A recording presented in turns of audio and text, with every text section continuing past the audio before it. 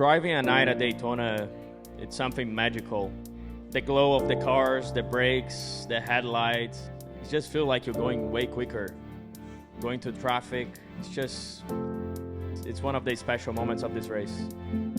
My first stints in a race, did about 2.5 stints there, quite a few yellows early on. I think our performance is really, really good at this moment, but it's still a long night ahead.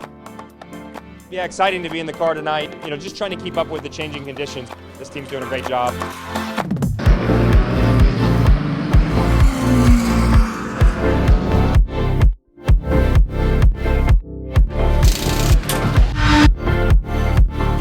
We're in the game, currently on P4 with a full tank and new tires, so looks quite good so far, but not even halfway through the race, so still a lot to win, still a lot to lose.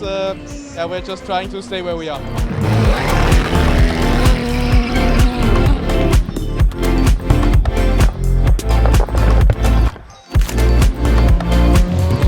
Coming into daylight, conditions are going to change again. The track sim could change very quickly. We're running second and third at the moment and fighting with the front guys, so yeah, looking forward to Sunday.